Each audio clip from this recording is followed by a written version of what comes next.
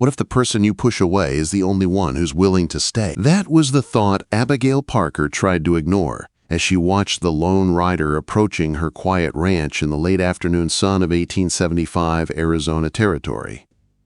His horse thundered across the dry land, dust swirling behind him like a warning. Abigail sat on her porch with a rifle across her lap, her heart steady but guarded. Men like him came and went. Men like him always left. When the rider came close enough to hear her, Abigail lifted her rifle slightly as a clear warning. "That's far enough," she called out. The cowboy slowed his chestnut horse to a stop. He raised his hands in a calm, respectful way, not reckless or threatening. He touched the brim of his worn hat. "Ma'am," he said, voice steady. "Name's Gabriel Reed. I heard you might have work." Abigail studied him from the shade of her porch. He sat tall in the saddle, shoulders strong, skin sun-darkened from days on the trail. His clothes were dusty but well-kept, his boots worn but clean, his horse healthy and well cared for. He looked capable, reliable. But Abigail had learned that looks could lie. "Who told you that?" she asked, not lowering her rifle. "The station master in town," Gabriel said the Parker place might need a hand. Abigail's voice held no softness. "Since my husband died, you mean?" Gabriel nodded with respect in his eyes. "I'm sorry for your loss." "I've managed fine," Abigail answered, though her tired body and aching heart knew the truth. Running the ranch alone had been like trying to hold back a river with her bare hands. Drought had taken half her cattle, rustlers stole more, and the bank was circling like a hungry wolf. One by one, ranch hands had left for easier jobs and steadier pay. "I know you have," Gabriel said kindly, "but every ranch can use another pair of hands. I'm good with cattle, better with horses. I mend fences, dig wells, and I don't bring trouble with me." Abigail's eyes drifted toward the empty bunkhouse, the broken fence line, and the cattle pens needing repair before winter. She needed help. That was the plain truth. But she also knew how this story usually ended. Men promised to stay, worked a week or a month, then left the moment the work grew hard. "I can't pay much," she said at last, lowering the rifle slightly. "It would be room and board and a small wage when I sell the next herd." "That's enough for me, Miss Parker," Gabriel replied. "Miss," she corrected sharply. "I was widowed before I was truly a wife. 3 months of marriage before Thomas fell from his horse and lost his life. Barely time to learn his habits. I never got to become a real wife." Gabriel bowed his head gently. "Miss Parker, then, I'd be grateful for the work." Abigail finally lowered the rifle fully. "The bunkhouse is empty. Choose a bunk. Pumps out back for washing. Supper is at sundown." "Thank you, Miss Parker." "Don't thank me." Abigail stood from her chair, her expression firm. "And hear me clear, Mr. Reed. Men come through this ranch all the time. They promise to stay, but in the end, they leave. So don't make promises you can't keep." Gabriel met her eyes without flinching. "I don't make promises lightly." Abigail gave a short, bitter laugh. "That's what they all say." She turned and stepped inside, closing the door with a firm hand. Through the window, she watched him lead his horse toward the barn, his steps steady and sure. He moved like a man who belonged anywhere he stood. But Abigail forced herself not to hope. Hope had cost her too much already. Later, when Gabriel came for supper, he had washed and changed. His dark hair was damp, his face freshly shaved except a neat mustache. His shirt was old but clean. He paused at the kitchen doorway, almost shy. "Smells good," he said. "It's just stew and biscuits," Abigail replied, placing the pot on the table. "Nothing special." "Anything that isn't burned is special to me," he said with a soft smile. Abigail almost smiled back. She sat across from him, watching as he waited for her to begin eating before lifting his spoon. He had manners. That was something. "You come far?" she asked. "From Texas." "Been moving west since the war ended," Gabriel answered. "Some men don't settle easy after everything they saw. I guess I was one of them." "That's a long time to wander," Abigail said quietly. "Maybe," he replied. "But I'm thinking it might be time to stop wandering." Abigail didn't respond. She had heard those words before. Staying sounded good, Until staying required roots, patience, and effort. Until staying meant building something that could break your heart. The next morning, Abigail stepped outside at first light and stopped in surprise. Gabriel was already there, saddling her mare, Midnight. Midnight was known for kicking, biting, and refusing anyone but Abigail. Yet she stood calm under Gabriel's hand. "She let you saddle her?" Abigail asked, stunned.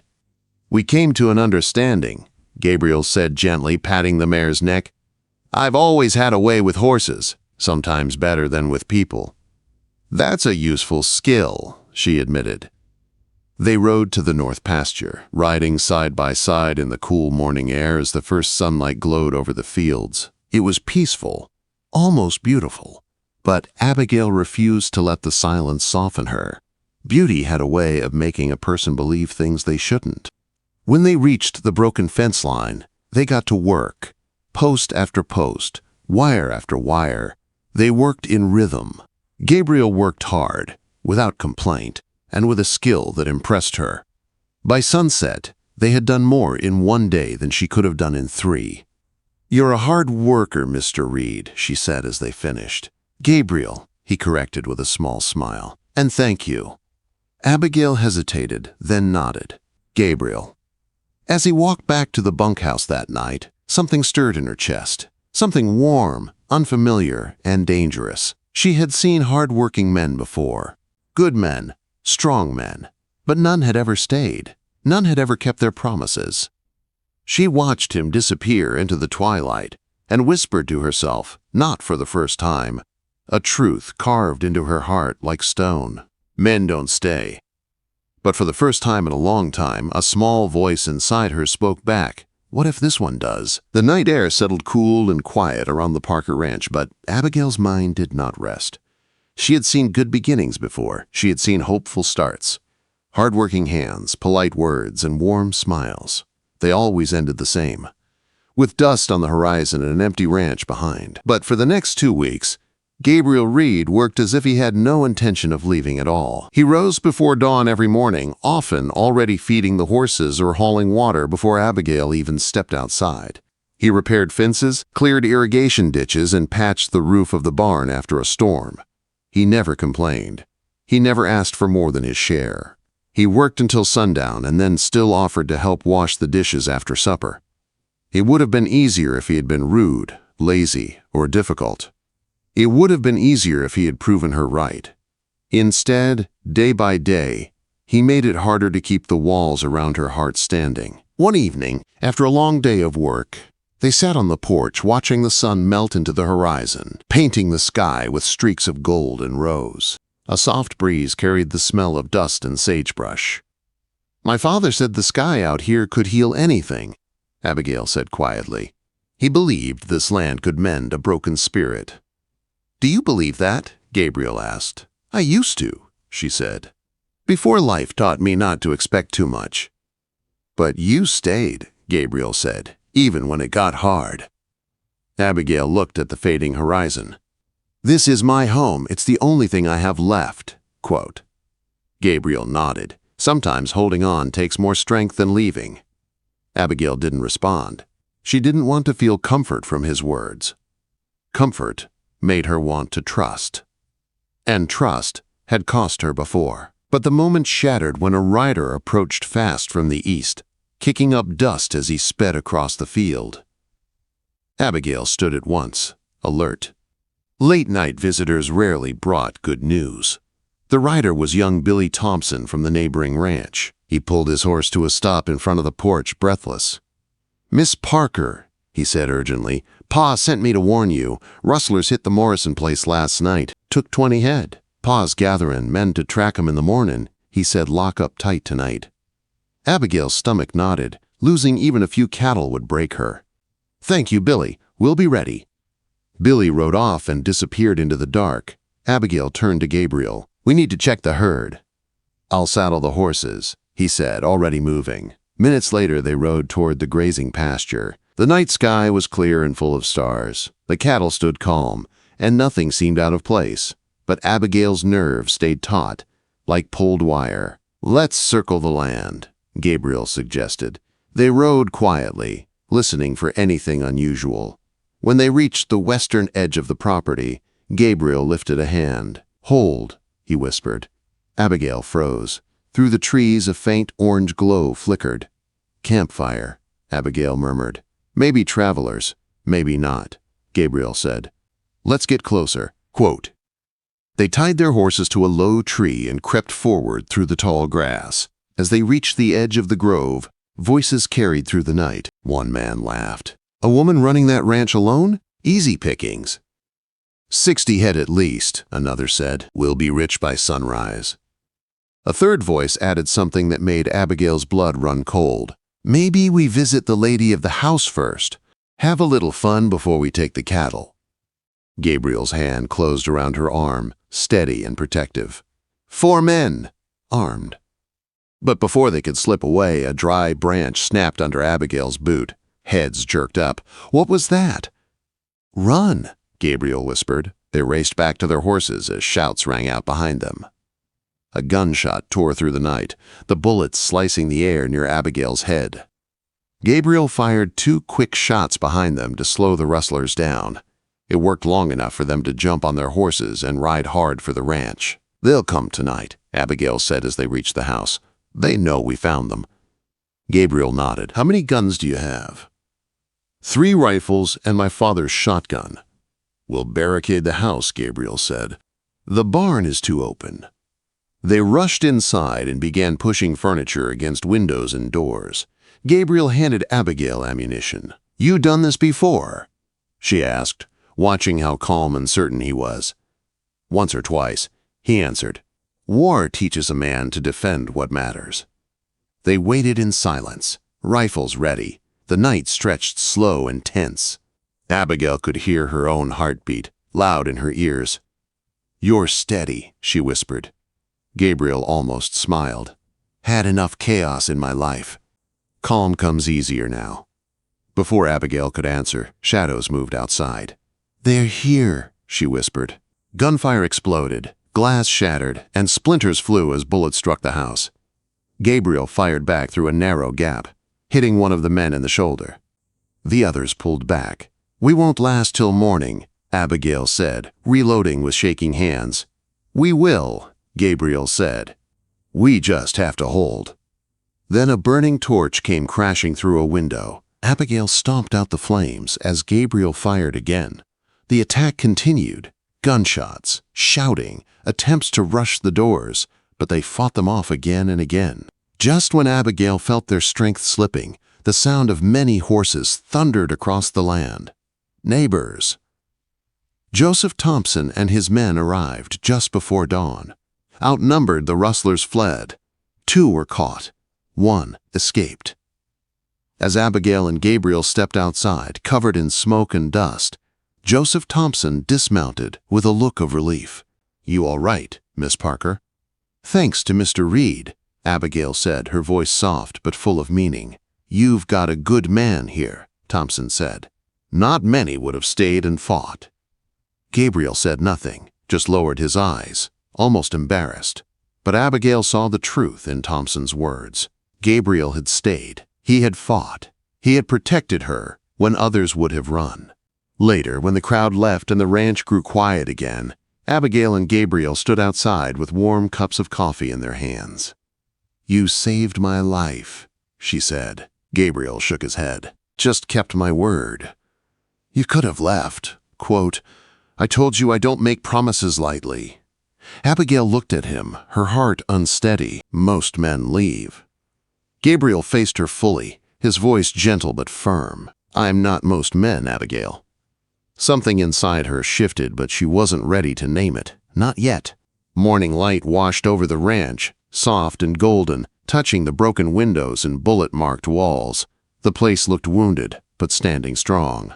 Abigail stood outside with Gabriel, holding her warm cup of coffee, breathing in silence. For the first time in a long time, she did not feel alone. Over the next days, neighbors came to help repair the damage. Gabriel worked beside them, guiding without raising his voice, earning respect without trying. People noticed it. Abigail did too. The sheriff came to collect a final report. He shook Gabriel's hand. You did right by Miss Parker. A lot of men would have run. Gabriel only replied, she fought just as hard as I did. When the sheriff left, Abigail turned to him. You didn't need to defend me. Quote. Gabriel looked at her with steady eyes. I wasn't defending you. I was telling the truth. His words stayed with her all evening. The ranch slowly returned to its routine, but something had changed. There was a quiet closeness between Abigail and Gabriel now. They worked side by side, shared meals, laughed more, and when the evenings came, they sat together on the porch, watching the sun set behind the hills. One crisp November night, they sat by the fire after supper. Gabriel seemed thoughtful, almost nervous. I've been thinking about the future, he said softly. Abigail's heart tightened.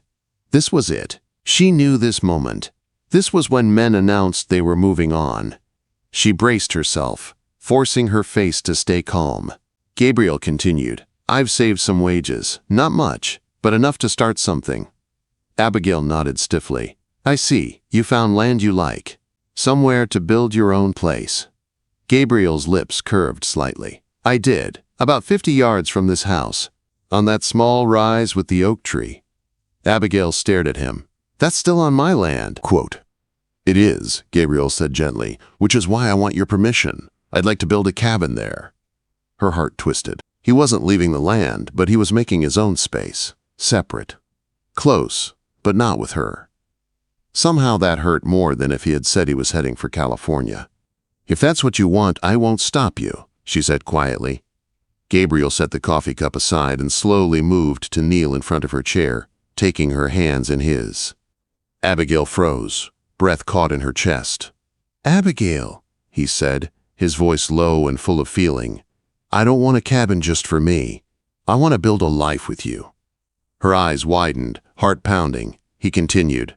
I came here looking for work and a place to rest. I didn't expect to find a home. I didn't expect to find you. Abigail swallowed hard. Gabriel, are you asking to court me? Gabriel smiled gently. I'm asking to marry you. But if you want us to court first, I'd be honored to do it your way. Abigail felt tears fill her eyes. How can I know you won't wake up one day and decide you missed the road? That the horizon won't call your name again? Gabriel squeezed her hands, his eyes warm and steady. Because for the first time since the war, I don't feel the need to run. When I look at the horizon now, all I think is, it's the same sky that's over you. And that's enough for me. He reached into his pocket and brought out a small silver ring with a turquoise stone. I traded the Mustang for this. The jeweler said turquoise is the color of the southwestern sky. I thought it fit. Abigail stared at the ring, breath trembling. She thought of every moment he could have left but didn't. Every promise he kept. Every sunrise he showed up for. This man had stood by her when he had no reason to. He had fought for her, protected her, respected her. She raised a hand and touched his cheek gently.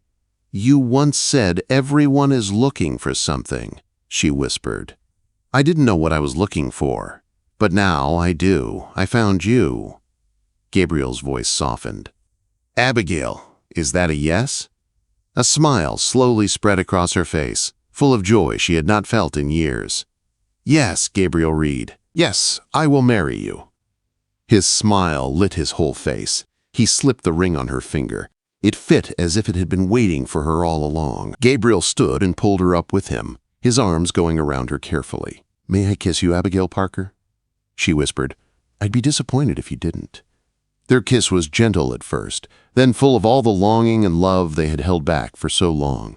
Abigail melted into his arms, feeling safe for the first time since she could remember. 2 weeks later, they married in the small church in Redemption Creek. Half the town came to celebrate. It was a day full of music, laughter, dancing, and joy.